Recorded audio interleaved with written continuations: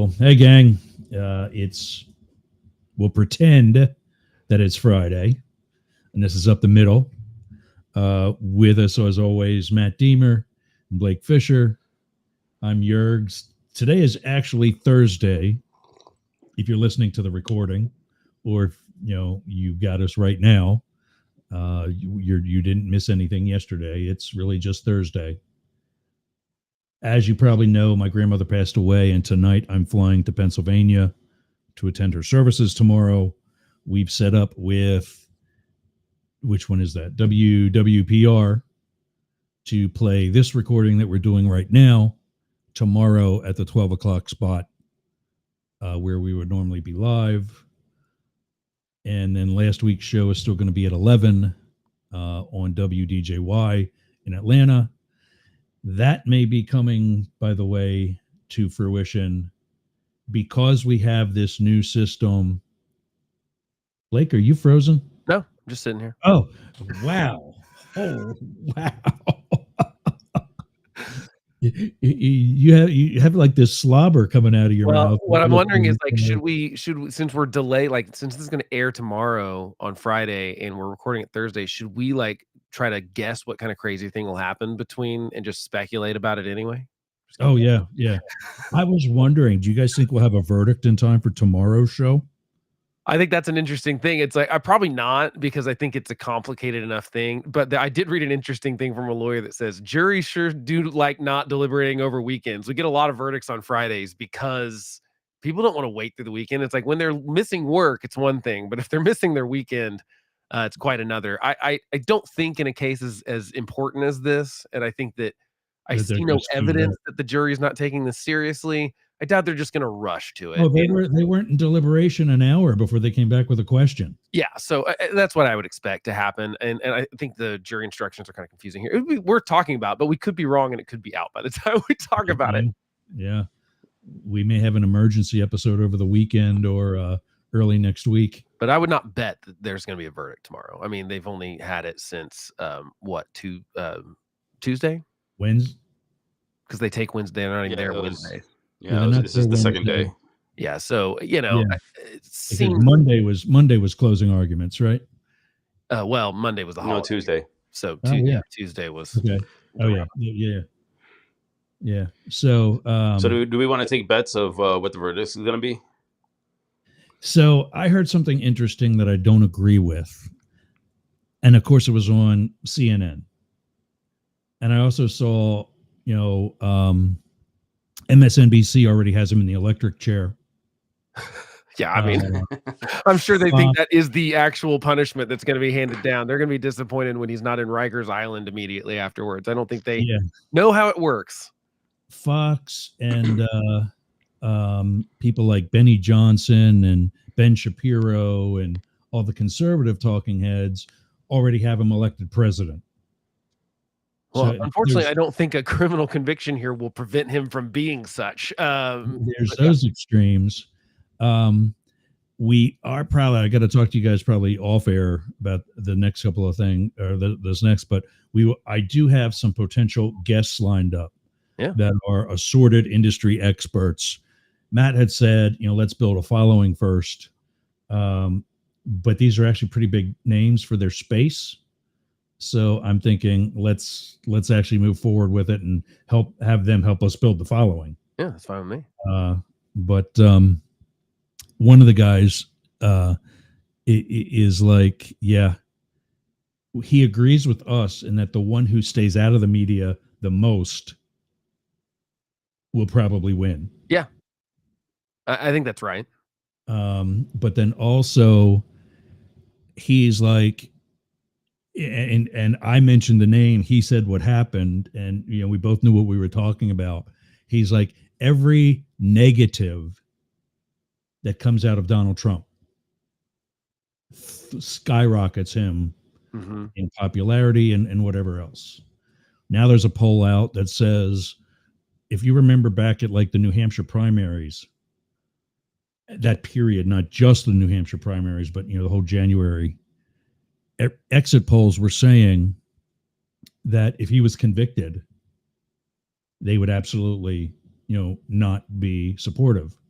Yeah, and that's been further actually played out in some polling in some of the swing states. I read one from Wisconsin this week that had him basically, I think he was +6 if, in normal thing. They basically what they did to I was like, "How did they do this polling?" Because 'Cause I'm always curious, and what they did is they took the sample group and then split them in half, and half of them they asked, "Who would you vote for, Donald Trump or Joe Biden?" And the other half, they asked, "Who would you vote for, Donald Trump or Joe Biden, if Trump is, Victor. convicted of a crime?"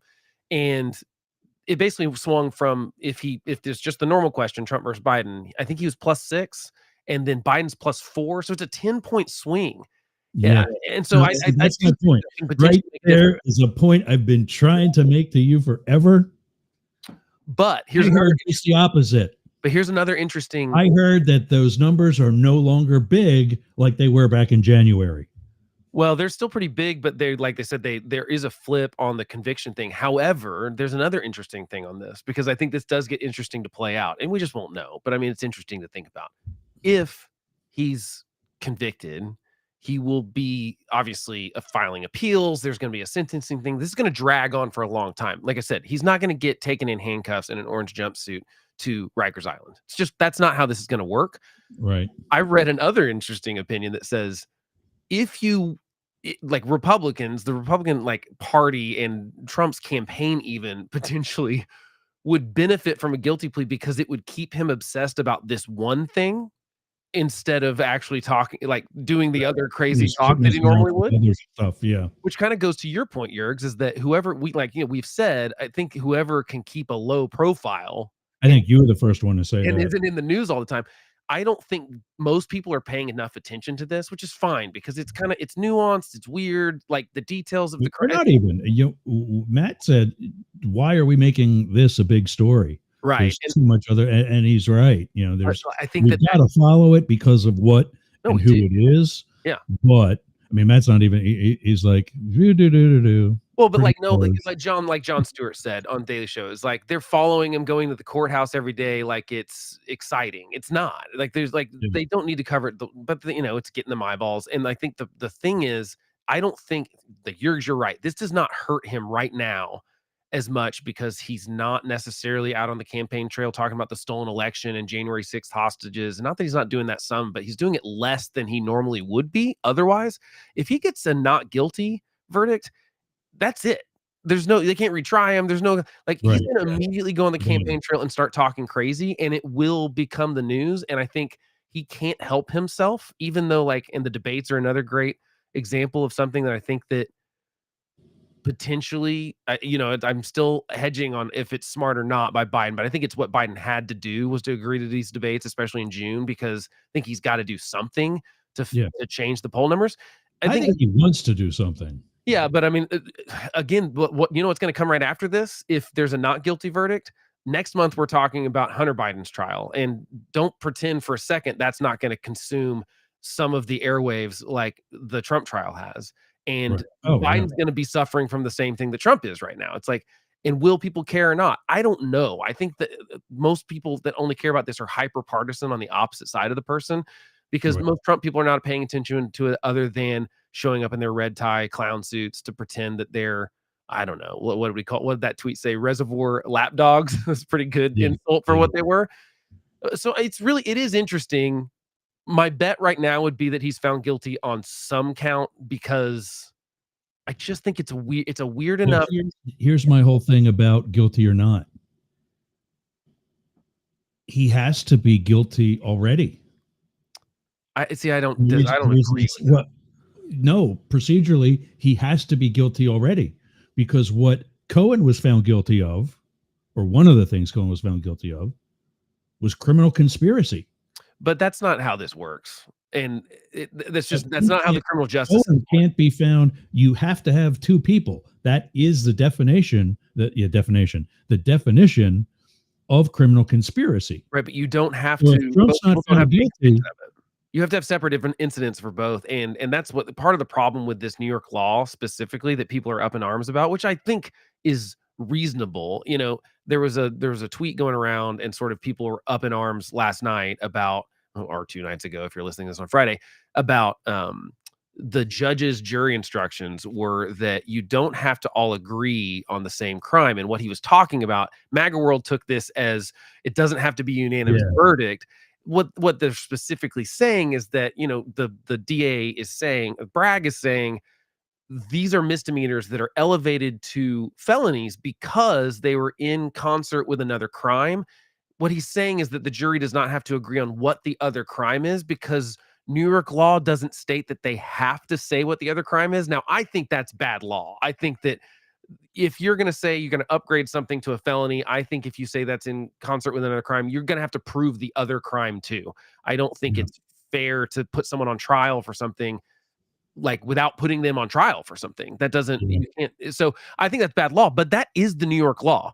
It should be changed. It's a bad law, but the judge is having to deal with badly written law here. And that's why I think that we should pay more attention to how we write these laws, because people will find loopholes. And this is kind of a loophole, but like by the letter of the law, he's right. The jury does not have to agree on what the other crime is. They can think it was election interference. They can think it was federal campaign finance laws. But they, you know, that's all he was saying. But, you know, MAGA, of course, took it as you don't have to have a unanimous verdict. That's not what they're saying. Everyone has to say he's guilty to get to the point where they would say, well, some of us think he's guilty of this other crime. Some of us think it's this other crime, but that's not really the crime he's on trial for. It's really stupid. And that's the reason I don't like this trial, is because it hinges on too much weird loophole minutia in the law, and basic people can't understand it. I think you have to be a lawyer to understand this stuff. And I just don't think we should go after a former president, even one that I think is, you all know my opinions on Donald Trump, but I think this was a bad first step, because you're right. It's been kryptonite for him, or not kryptonite. Like it's like the opposite. The good kryptonite, the one that helps him. Yeah, it just helps him. So it's like one the red kryptonite or something like that in Superman. I should know this thing. I think the blue one is whatever. Well, we just call it the sun. You know, he gets his power from the sun, right? Right. But there is one that like gives him even more power. I think it's something like red kryptonite. Yeah. I think you're right. Yeah, I think it's right. I don't. What do you think? Again, I don't care. I don't care about this. This is so gossipy bullshit that I just can't stand talking about this stupid trial. The only thing I will say about this trial is I hope that the Democrats, if he is found innocent, do not just tie on to another trial or another crime or conviction or something like that to try to. He tries for a quarter kind of thing. Exactly. I hope they just drop it and they actually focus on substantive issues, you know, inflation, economy, jobs, labor, stuff like that, so they can just, win the presidency via issues and appealing to, people, instead of trying to, get Trump convicted and say that guy's bad. I think that's just really. I think that the whole thing is just, of course, it's not good for America in general, yada, yada, yada. Right. It's just not good for the Democrats. I think that it's really not giving Democrats something to run on. And we're not just talking about the president. We're talking about did absolutely nothing for 2 years.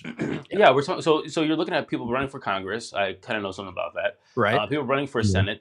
You have all these people running, and then you don't even have the president actually running on something. I don't know what he's running on. We had like an inkling of what his priorities were at the State of the Union, but after that, it's like he's just kind of not there, and we're all hinging it on if this guy's convicted, and so we got to get something of substance here. And if this doesn't happen, then I'll be extremely frustrated. Don't you think, Matt, though, that's partially because Biden running on the issue is a losing proposition for him specifically? I don't think necessarily for Democrats down ballot, but I don't think he's concerned about Democrats down ballot right now. I think he's concerned about himself. And I think he realizes if Trump is in the news, and like both Trump and Biden are trying to do this, they're trying to say this is a referendum on the other guy. Because like I said, we have two guys that happen to have already been president before. And I feel like it's the strategy. Biden's tried to like stay out of the legal stuff. And I think he did a pretty good job earlier, but he's wading into it more and more. Like the official, Biden Twitter account is talking about like we talked about last week, I hear you're free on Wednesdays thing. It's like, why even jump into the fray of that? Like, what makes you think that doesn't make it appear that Donald Trump is telling the truth when he says that your Justice Department is going after him? Because most people don't even understand that, like, the Justice Department has nothing to do with this case. It's a New York State case. It's not the Justice Department. So one of the guys that I want to have on as a guest, the criminal justice reform guy thinks this is all being done by the Biden administration.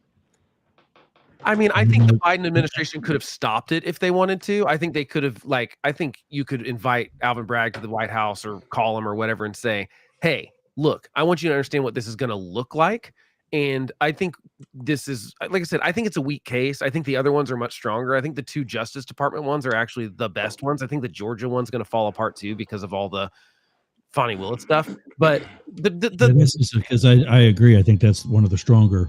But the federal ones to me are more strong. And to me, you just come in and go look, we don't want anything appearing to be weaponization of the Justice Department because the office should be above that.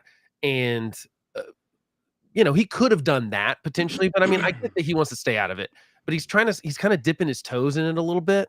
And, I think that that's a bad strategy. I think both of them are just trying to say, look how bad and dangerous the other person is, which I think is actually fair. I think they're both bad and dangerous potentially. That's my opinion, but I don't think that's fair. Yeah, that's okay. I mean, I really don't think it's fair. I think that it's cheating the Americans or the American populace out of a conversation and bringing up issues. I think that it is, again, being wishy-washy, as we spoke about last time on topics, like taking a stand. You don't know how frustrated I am on people that run for office right now, and it's because they don't take stands on anything, even when it's right or wrong. Even new people, they are so scared to say what they believe in, what they should be doing, what we should be doing in the direction or the direction of the country or their cities, their state, their municipalities, or their counties, that we don't have these conversations. And so, yeah, I'm extremely disappointed with it. And I think that it is a big issue. But don't you think that's because from the top down, they're basically told you've got to get in line or get out? I mean, that's 100%. Yeah, 100%. And I think that we just got to start calling out this bullshit. To be honest with you, this is complete BS. That we know that there's caucuses, we know that there's money, we know that there's people don't want to because they don't want to piss the certain people off, and it is destroying anything that we're going to get done. I have something right now that's happening in Cuyahoga County. So you guys want a backstory because I think this is interesting. Let's do it. Yeah. Okay, quick backstory. So the county executive, he is a Democrat and he won election. One of his campaign promises was, we need a new jail, but I'm not going to raise the taxes on you or extend the taxes on you unless we put it to a vote. Midnight session, they pass it without taking it to the vote. 0.25% taxes, for the next 35 years. That will pay for the jail. First of all, that's BS, obviously. Nobody's going to call him out on it, right? Now there's a county councilman who is trying to make sure that tax exclusively and only goes to the jail instead of putting it to the general fund so they can just spend it as they wish. Yeah. Which, of course, I believe it should go to the jail. You said it's going to go to the jail. It's going to go to the jail. Pay for it using the jail. Right. And nobody's really taking a stand on it. There's a couple people that are like, hey, I back this because we think it's a good idea. But there's this whole concerted effort, and now the Democrats, it seems like, are being very silent on something that seems very simple. You extended the taxes without the vote. Now at least do us the favor of putting it to, and it's really disappointing. It's disappointing.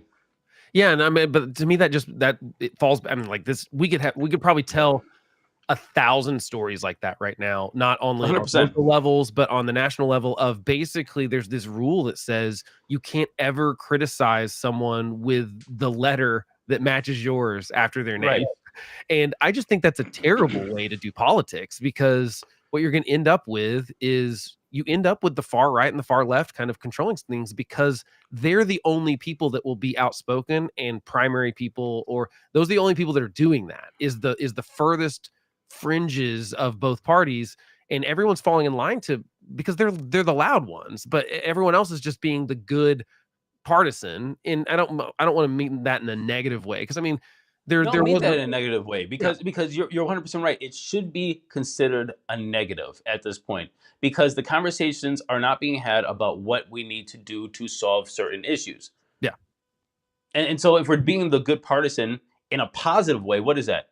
That we just push through, whatever BS and not, have that conversation. Look, us three on this show every week, we argue about all kinds of stuff. Sometimes we get heated. Sometimes, but you know what we do is we walk away. We text each other almost right after it. We have conversations throughout the week, and we come back How to have fun the that show. was. And there's nothing that I do not hate or disrespect either of you. Yeah. But you want to know what we're trying to do is we're trying to get to the conversations and talk about the topics. But if you can't do that and where they're actually making the legislation and spending our taxpayer money, then we have an issue. So yes, it is a negative, Blake. Yeah, I mean, Absolutely. well, but Yeah. I only Yeah. mean that, like, previously in the past there were broad coalitions in both of the parties, and so it was like, I think it was more okay to be like, I'm going to support my party, but like I feel like it came along with sometimes, like, even though I disagree with them about X, Y, and Z, like you saw that all the time in like the 90s. I mean, and I'm not trying to like say the 90s was some perfect political environment. I'm just saying that like Bill Clinton did it. And I think that's why he was an effective president, is because he saw that, like, okay, if I'm going to get reelected, I have to do some of these things that people want, even if that means I'm working with Republicans and stuff. And he got some flack for it. And that's fine if he gets flack for it from people that disagreed with his position on that from his side. I'm okay with that. I'm also okay with him getting crap from, like, that's what this should all be about. Like, they should be discussing, they should be arguing. I want to see these, it'd be nice if we got to have these debates with the people that are actually in power. Like, that's what I want to see, actual debate stuff. And I want to see it between the parties too, because you just atrophy. Like, that's the problem, is I feel like both sides at this point have just atrophied, where they haven't even flexed that muscle to be able to do it. I don't think they have that muscle. They haven't worked that muscle for so long. They don't have that muscle anymore. But call me just one of those guys that just likes to see things like get a little dysfunctional sometimes. I actually like the whole McCarthy speaker thing, where they had to deliberate and actually debate it, and there was that whole conversation about it. I thought that was healthy to watch C-SPAN and actually saw them just like there voting, doing the thing, watching people jockeying for power, going around. You saw McCarthy talk to Gates and Marjorie Taylor Greene, and some Democrats coming over. That was healthy, and that's something that we don't see a lot about. Is everybody in the chamber, actually at their seats, working out some legislation and actually making votes and watching that conversation and dialogue go. I thought that was healthy. Yeah, the only problem is that was just about a position in Congress and not about an issue. I'd love to see them do that about the border. I'd love to see them do that about, an actual thing that's really negatively affecting. You watch like something like the Lincoln movie, the Spielberg movie, where obviously like heavy debate trying to get the 13th Amendment passed and stuff. And that, like, which I'm going to rewatch again this weekend. That's a good call. You know what I mean? Like, that was his last movie too. No, he's done. Daniel Day-Lewis. Oh, Daniel Day-Lewis. No, he did one since then. He did the Thread one. I can't remember what it was called.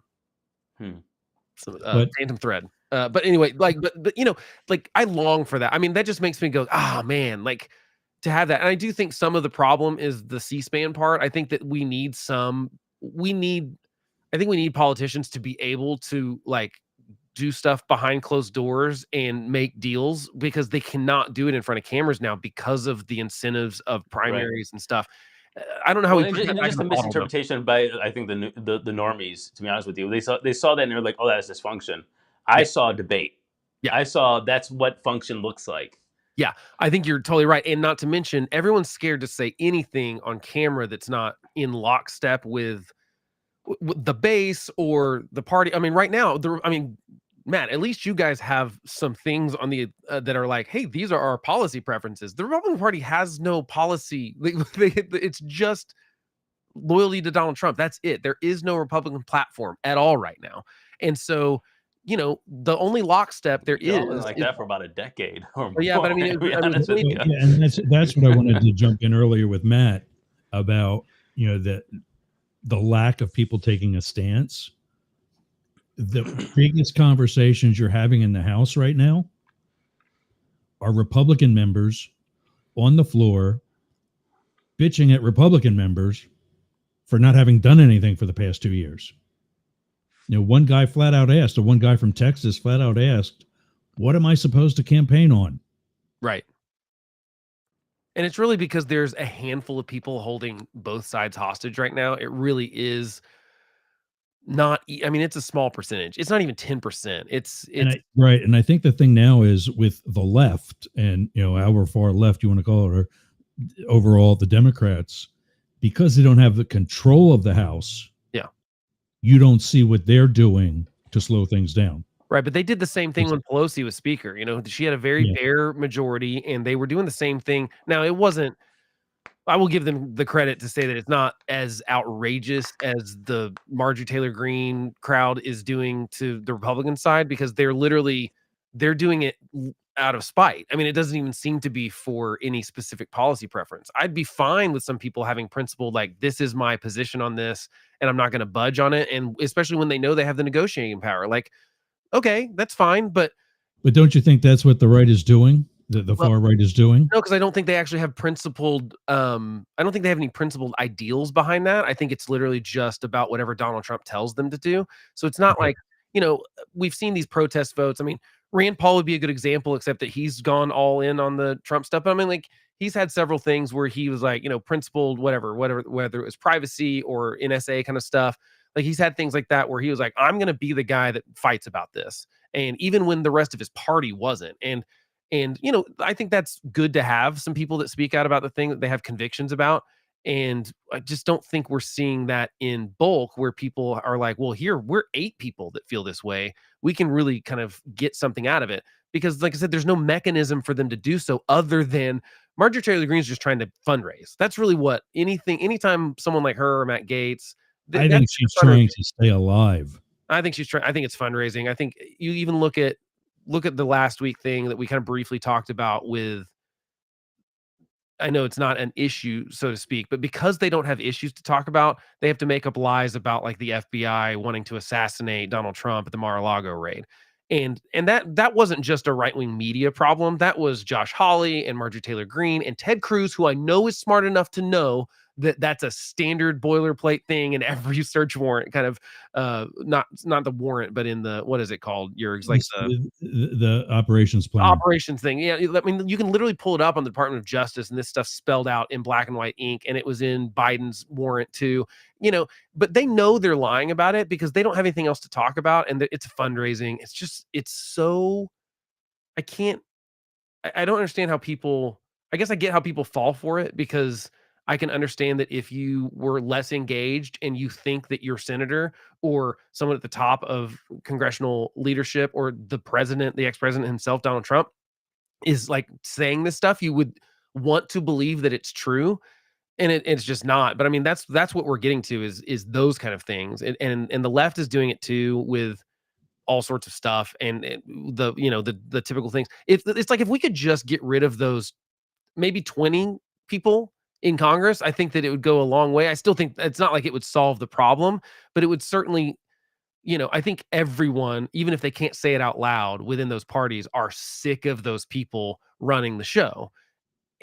Like, they're not even in leadership, and they're essentially running the show. I mean, Nancy Pelosi I think, did a better job at pushing back on it, because she actually at some point came out, and what did she say about him? She said, I can't remember. She kind of dissed Talking him about as, like, not being the important. suits or whatever they're called. Yeah. The AOC squad, she kinda uniforms. the Yeah. squad, she kinda went after them, like, with kind of a snide remark, and I thought it was the right thing to do, because I think that's what leadership is supposed to do, is not cater to just, like, 6 people in your, because they don't represent her whole constituency. And I think Nancy Pelosi is a smart politician. I think Mike Johnson's trying to do a little bit of that. I think he's surprised me. Going into this, I would have thought there's no chance he survives. He's done better than I thought he would, but we still need someone to actually come out and say, these people are performative ass clowns. Let's go back to Office Space and bring that one back. But but no one's going to do that when the repercussion is you basically sayonara. You don't have a political career anymore, and that's what it is right now on the right, for sure. I think there's degrees of that on the left. I think there's people aren't saying the negative things about Biden that they want to in public, because I think it's almost June. I think it's time, like, Democrats, I think, are scared of these polls now. I think that they're going, this is serious. Right now, it does look like Biden's actually losing, but they're unwilling to say it out loud. They're unwilling to criticize Biden because they're worried people will attack them for, like, oh, how dare you say something negative about our side? But I think that we need people on both sides to call out their own side, because it doesn't work when we just cross. Well, I think it's that, but I also think it's not just that. I mean, at this point, if we don't have another candidate in the Democratic Party, you just have Biden. So why throw shade on something that you have to deal with? I mean, Well, I mean, because you should at least convince him to, even if it's to do what private at this back point? channels. I mean, What? I would drastically change my strat. If I had Biden's ear, I would tell him to change his strategy. I would tell Oh, him, he has to change his strategy. I mean, that's a lot of And I think he frustration. can do it Like I said, quietly too. I think he can do it quietly too, because of the fact that he has not been campaigning heavily a lot until more recently. It's not like he's, like you said earlier, he has no platform. well, Axios reported as much. I mean, Axios said that the reason he agreed to the debates was because someone got in his ear and said, like, hey, you are wrong about the polls being wrong, and you need to pay attention. You are actually in danger, and you need to do something to change this trajectory. And so I think that's why we got the debates. I'm happy about it. I don't think presidential debates are like the end all be all like thing that we make them to be, but like I do want to see these guys have to have a real conversation about the issues, mostly because I think it's going to expose the fact that both of them are like woefully underperforming candidates when it comes to that kind of stuff. And I want the American people to see that. I'm excited about there not being an audience at the June one. That's been my least favorite thing about debates. I think that's should be mandatory across the board. So I think he is listening to some of that, but I think he's still listening way too much to the way online left, just like Trump is paying attention too much to the way online right. And I don't think that's where 75% of the country really is. Like most of the people that are going to vote in November are not those things. Those are not their issues. You look at the polling on even like, I think if Biden really just shut up about Gaza and just like, I think if he just said, look, here's the situation. We're going to support Israel and that's it. If he did that, I think he would potentially win, because I think he's starting to lose votes from Jewish people and stuff that are worried about, choosing between never Trump or never again. Yeah, but I see a lot of Jewish people that are pissed at Israel. That's fine. That's fair. happy with some of the actions that Israel's done. That's fair. But like, just take a side. The guy hasn't taken a stance. That's the problem. Yeah, pick a side. He's pissing everyone off by trying to straddle the line. Like, and that's the thing. He's not even just pissing off the voters. Voters don't know what he stands. I mean, the hypocrisy. Look, the hypocrisy of America sending aid to Palestine, building what is it, a boat dock so they can get aid in there. That's been for the second time now, which is costing billions. It got destroyed by the waves. And then at the same time, sending weapons to Israel is absolutely insane. It is absolutely insane. And I don't so much mind trying to do both. Like as far as like I'm fine with aid. I'm fine with aid. I do, is because here's the thing. What I'm trying to say, I'm trying to illustrate that this is a policy. And the policy means he's not picking a side. That is the most wishy-washy BS I've ever seen. And look, I understand if there's something happening that you send aid to. I get it. Send aid, but do not fund both sides of the same thing and then make us think that we're humanitarians or something. And also, like, just come the hell on. We already know where this money is going. It was a really bad plan. That was the bad guy from the one Sherlock Holmes movie. He was making weapons and making Band-Aids. Yeah. Or the other classic example is Elvis's manager, who made not only Elvis gear but I Hate Elvis merch that he also sold to the people that hated Elvis. It's like nice.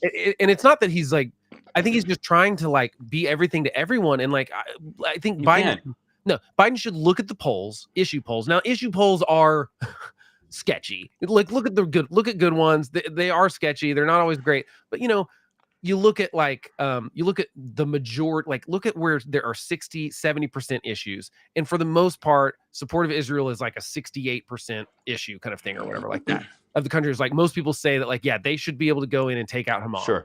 And go with that. Be like, look, I think there's more people that feel this way than feel the other way. And like pick, I mean, even do it on political expediency, even if it's not based on your like whatever moral conviction, like pick something. Because this is what happens when there's poor leadership. I mean, look, and again, I'm coming from this as somebody who's trying to navigate a political campaign, right?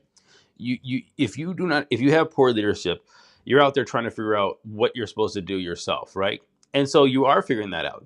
And what you then are doing is having all your, let's just call them lieutenants, sergeants across your infantry, figure out what they're trying to do, and everybody's going different directions. And so if you don't have the top saying like this is our stance, and then seeing that there are people within your collective, your company, that are actually going to buck what you're saying and going different directions, you have people going all over the place. And so that's what you're having right now. Is you're having the Democratic Party or people who are considering themselves Democrats at this point, be wherever the side they're on, going in these different directions and not knowing where they are. And so we do have this infighting. I do see the same thing that's happening in the Republican Party for Oh, yeah. different things because of lack of leadership. And honestly, it's just not good. Yeah. It is just not good. And so we're just again, take a stance on some of these issues. It's not clear. It is really not clear. And honestly, he should address. Can we just talk about inflation really quick too? Oh my God. And like how much like it's another thing that I think. When he became president, it was something that was just ignored, right? Yep.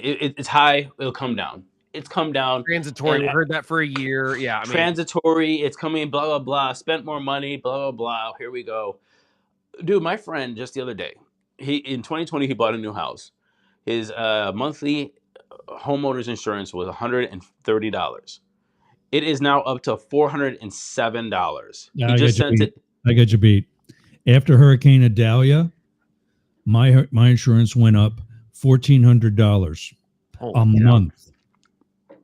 That's insane. Well, okay. Let's just call it for normal people who don't put themselves in the middle of a hurricane. Yeah, that's true. Come live with me. They're much less likely to just point it out there. The Tampa Bay has been blessed by Indians, and we don't get hit by hurricanes, and that's actually true. Not that the blessing is what does it, but scientifically, they also believe that there's a lot of shallow water. Yeah, I think between my area and the south area of the Tampa Bay, and a hurricane can't survive on that. What hit us was the push from the flood surge from Idalia, even when she was 150 miles to our west, and we got a lot of flooding as a result. But here's a perfect example of that, Yergz, that I think is an unfair disadvantage to Biden. But to be fair, it's how we've positioned presidential politics for decades now. Biden, no matter what, whether it's his fault or not, is going to take the blame for economic woes. And now some of it is his fault, and he should own it, in my opinion, because I think that you could at least use COVID as a crutch to say, we were trying to get out of a desperate situation, and maybe looking back, we realized that we shouldn't have done some things that were, I mean, like just fess up. But like, I mean, he knows that's true because you're the president of the United States. It's not about fessing up. It's taking ownership. And taking ownership. Exactly. And look, I think it's probably one of the best examples I saw of leadership the past probably year, or actually probably the past 5 years, was Costco CEO the other day. There was a Costco that decided to unionize. Mm-hmm. And he came out and he went on the news, national TV or whatever, and said, that's a failure of us. We have always wanted to treat our employees well, pay them well, good benefits, with respect, time off, the whole nine. If there is one company or one of our Costco's that feel like they need to unionize, that's a failure on me and my leadership. That was the boldest statement ever. And I think that that's how people should be treating leadership. The president needs to come out and not say, oh, it's because of Trump policies or it's the stupid Republicans. Yep. But he should be saying, like, that falls on me. And what we're going to do is X, Y, and Z. And I understand, like, this is why it is. And you know what? That would change the respect of so many people, because taking ownership and leadership is something that is, one, respected, and two, in very little supply. So if you give them that, I promise you that perceptions will change, something that's not happening. I brought up that example of my friend's insurance is because whatever we're hearing is that this 3.7% inflation rate, it's not the case.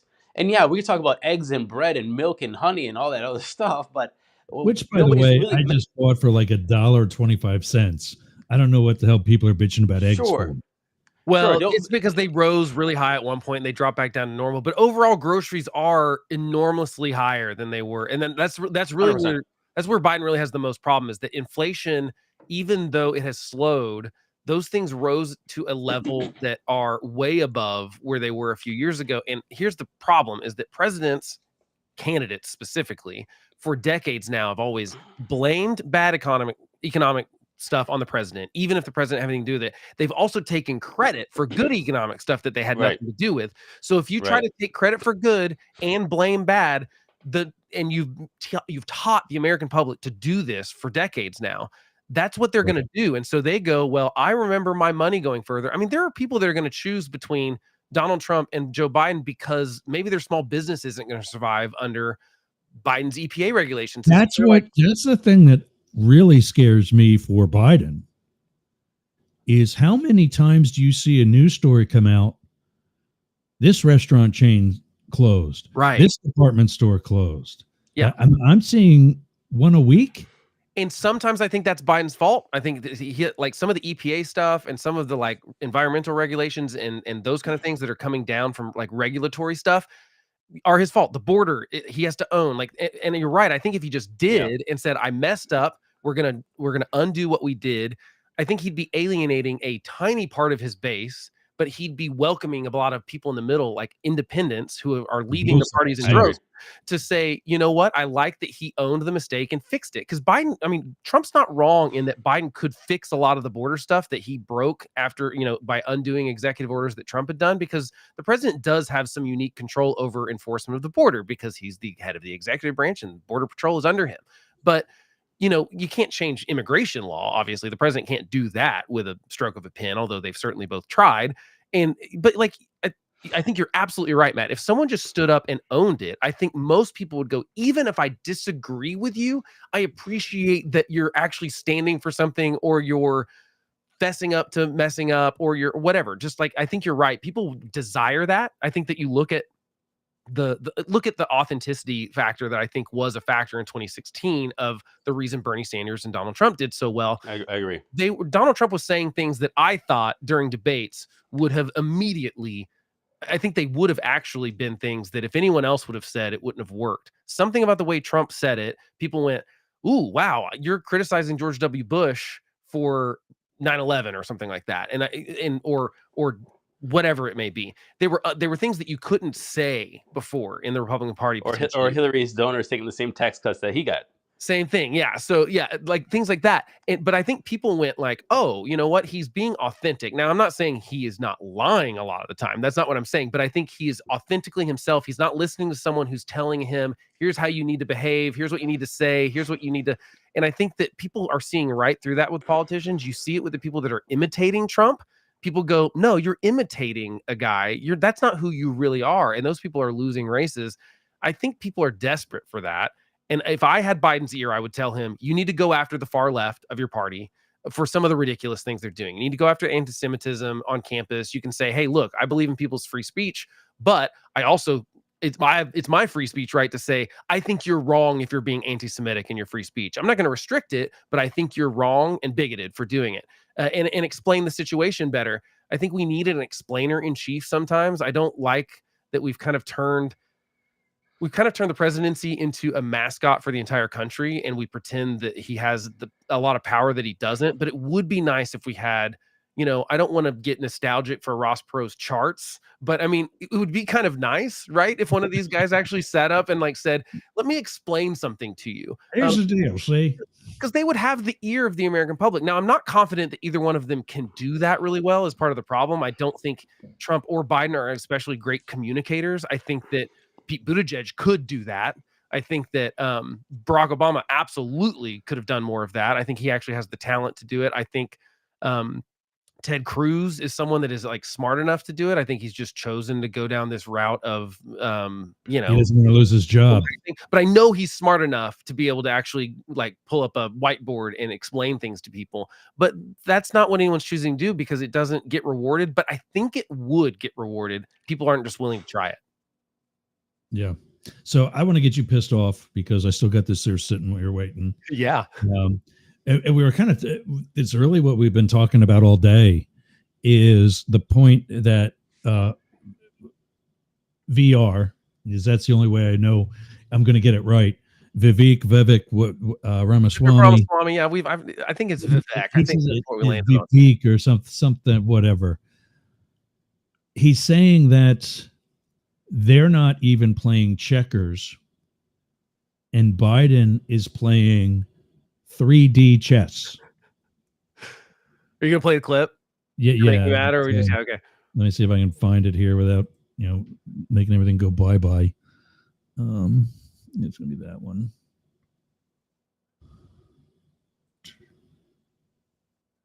Oh, did I just lose it now? We should put a Yeah. blood pressure monitor on me, like while I'm listening to Vivek Ramaswamy talk. I think it would be funny.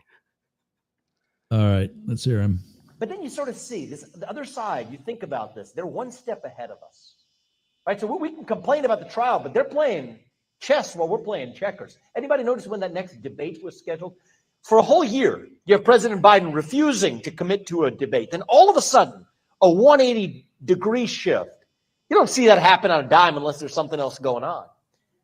That debate is set for June 27th to be hosted by CNN at CNN's headquarters with Jake Tapper and Dana Bash as the moderators with no live audience. That would be the equivalent of setting up a debate in the middle of Mississippi with Donald Trump and a live audience hosted by Fox News. Would they agree to that? No, but we've agreed to that now to them. But the most important part to pay attention to is the date of it. It's June 27th.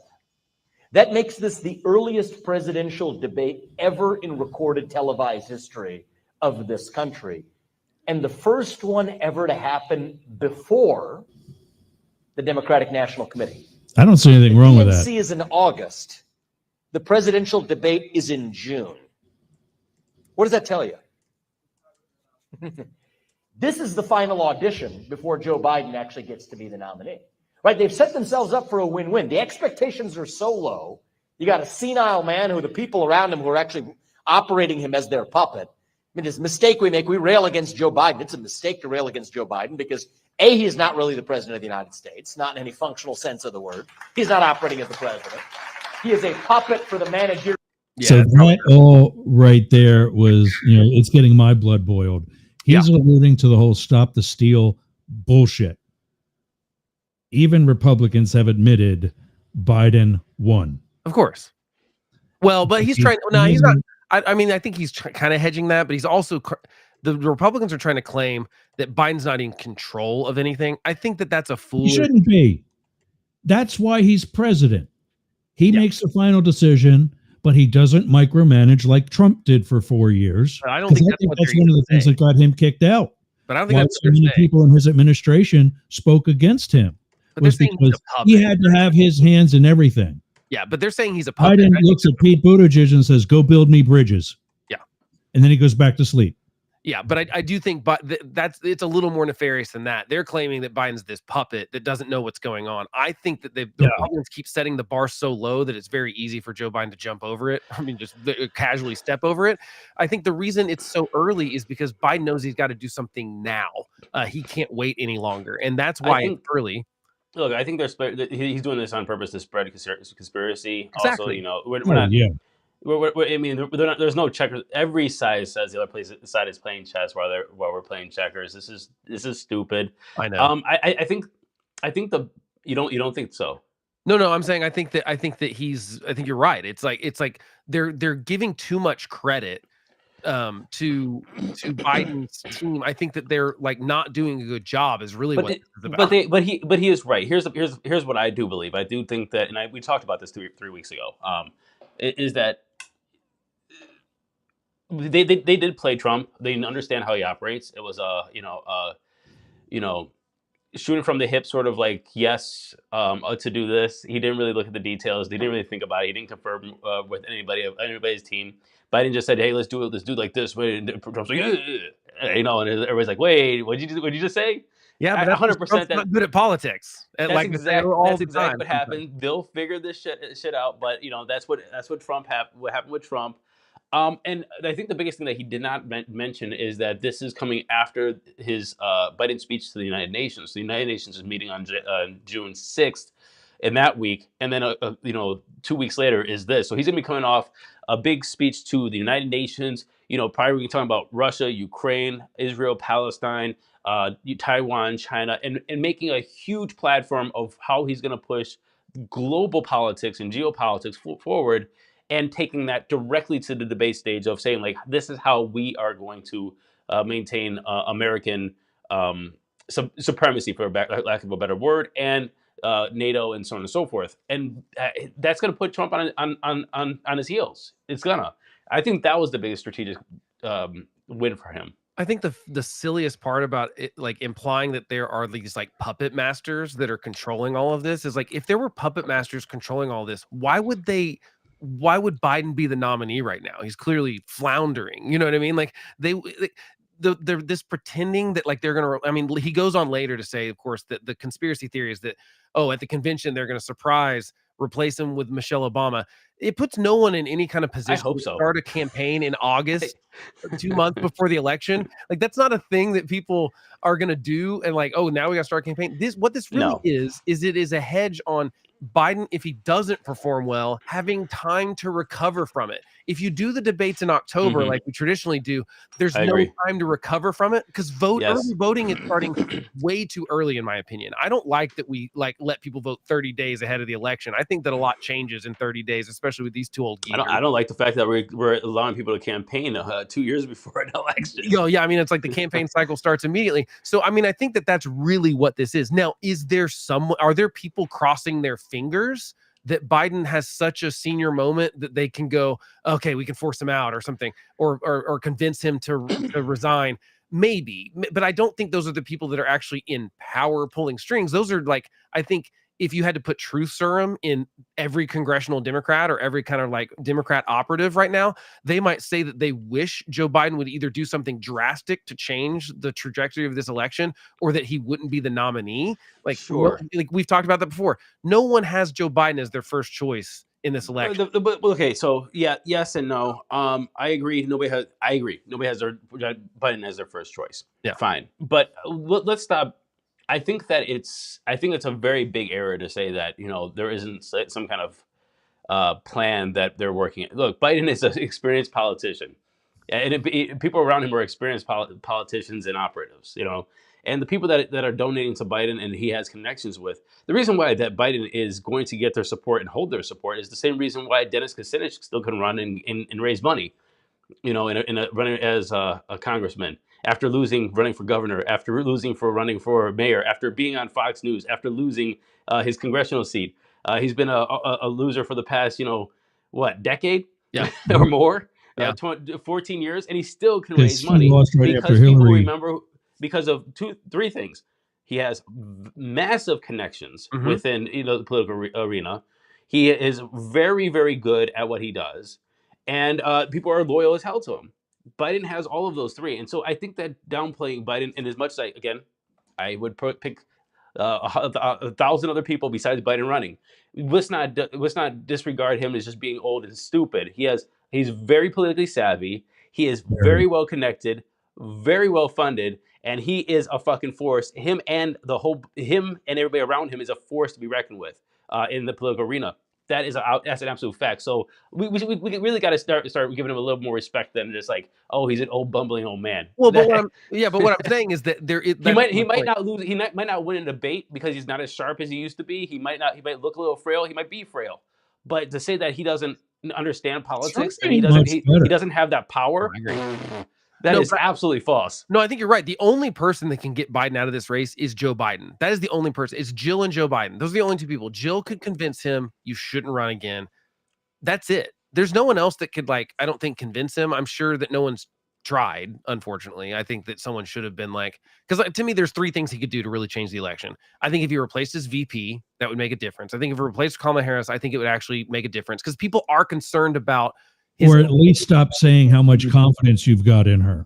Well, I know. I think you just have to replace her. I don't think you can because it's set. People don't like her, including minority voters don't like her. He's more popular with black voters than she is. Okay. So just get rid of don't be worried about the far left, white liberal part of your base that's going to call you racist for doing so. Replace her with another black woman for all I care. But just she's got to go because people are concerned about his age. They're like, I don't know if he can serve another term. I think that's a fair question from the American public to say, can he serve a full term? I'm really voting for that vice presidential nominee. Normally, vice president, I think that's fair. They don't matter at all. I think he could do that, and that would shake up the election. I think the other thing he could do to shake up the election is do the leadership thing we talked about earlier, own some of the stuff and pick some positions and kind of go after some of his base because I think he has more to gain than to lose.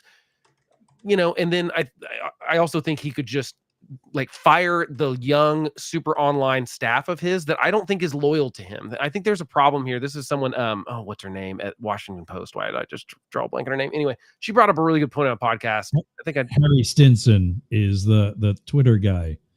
He's not. I'm not kidding you. He's 19, maybe. Yeah, and I think the problem. He's all Joe Biden, Joe Biden, Joe Biden, Joe Biden. Right, but doesn't say anything that what Joe Biden's done. I know, but then the problem is like some of those people were the people that like anonymously like called him out, like wrote the letter, like the White House staffers that were against his Israel position. He should have fired all those people. He'd have been like, look, you're either with me, because I think the problem is, anyway, I think I can't remember her name at Washington Post, but she brought up a good point. Biden and Trump are both really old. Trump, fortunately, for his sake, has enough of a grip on everything that like people have to do what he says, essentially. Like that's what that's the Republican platform. That was strategic, 100%. Yeah, but Biden, I agree with. Whether he's got a cognitive grip.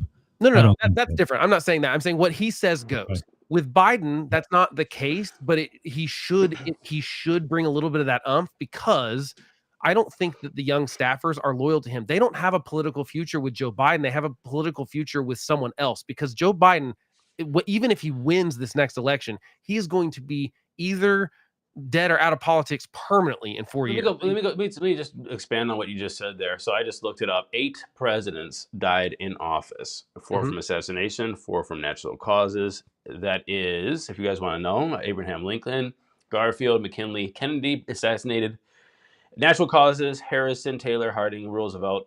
That equals 18% of the presidents have died in office. That's not a small number. That is not a small number. So I think that so we should actually, I could get the ages, and none of them were as old. None of them were as old as Joe Biden is. Exactly, and I think so. This is a very one. I think that we always have to look at. I don't like that the vice president is like this afterthought half the time, like to bring people together as this political hire, because that person has it seems to have an 18% chance to take over. Yeah, as the president. And think about something for a minute.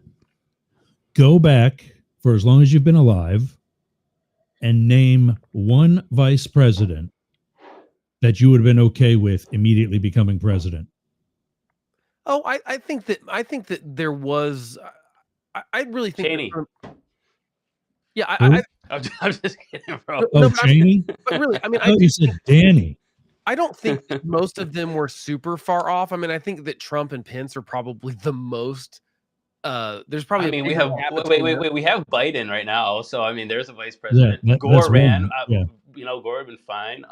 That's why I voted for Bush. I just couldn't get behind Gore. But I'm with you in the sense that they like the vice presidency does not normally matter in the campaign. It's not swinging elections. It really does not. The data shows that it's just like try to pick these different lanes that people are in. I don't think that people care about that. I think you'd be better off picking someone that, you know, I think that Bush Cheney was an actual working relationship, whereas like Obama Biden was a working relationship, absolutely. Sometimes, but but Obama also was like hated some of Joe Biden's politics. Oh yeah, 100%. I think that he was a fool for that. I think that this goes back to my argument last week that I think that he had some egotistical tendencies as the president, that he didn't understand that Joe Biden was the one getting his stuff done, because he was the one going to the Senate and talking to Mitch McConnell and getting stuff done, and because Obama wasn't the person doing that.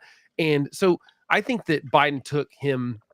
I think Obama took Biden for granted sometimes, but I also think that he was understandably frustrated by him. But I think that I go back to the Lincoln thing. It's like I'm going to have a cabinet full of people that disagree with me or will fight with me on stuff, because I think you are a better leader when you do that, when you're not the smartest person in the room, when you purposely surround yourself with people. And I think the vice president's the first person you do that with. And I think it would be better if more people pick. Of course. It was like Trump's pick of Mike Pence makes more sense to me. Now, I mean, I know it was just a political play, but it actually makes sense to have someone. At that point, though, he was also a no-name. Well, he wasn't a no-name. He was governor of Indiana, sure, but he wasn't a popular nationwide governor. Well, but that's pretty normal. Forget about popularity. I disagree with that. He wasn't even well known. He wasn't Gavin Newsom. He wasn't Bill Richardson, or God forbid, even Ron DeSantis. He's one of the 16 people that were on stage for the Republican as far as like debate. So I mean, I think you're That doesn't mean anybody knew who he was. well, but you're in the top 16 people that could possibly. It's going to be one of those people on stage, probably. In addition to Trump, can you name the other 14? Yeah, I can, but I'm a political junkie. I think most people Hey, can't. let's see if we can. Okay, Exactly. so wait. Let's go. Now, Let's do we this. don't have time. We're We actually. don't have time. Yeah, Oh, okay. we're- Damn. I got a All 1 right, fine. o'clock that's gotta coming go. up next. What is? In fact, it is 1 o'clock. So, again, love the discussion. I hope. Oh, really Michaela quick, Yergz, listens before to we it. get off, the average age of the presidents who died in office were 57.7 years old. Oh my gosh! And those are the people that we're calling young right now. By the way, of course, I realize life expectancy has changed, but Well, half of those 8 were assassinated. So Sorry, didn't we know about Yergz? Close it out. I have other places to be too. that's all right, guys. We'll see you in a week and a day, live anyway. Thanks for joining us, guys. Thanks. Well done again. And we'll see you all really soon. Have a great weekend. y'all too. See you, everybody.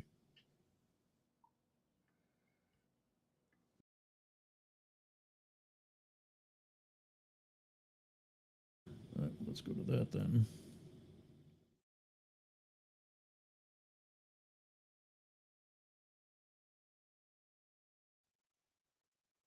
Hey there. Hello, how are you?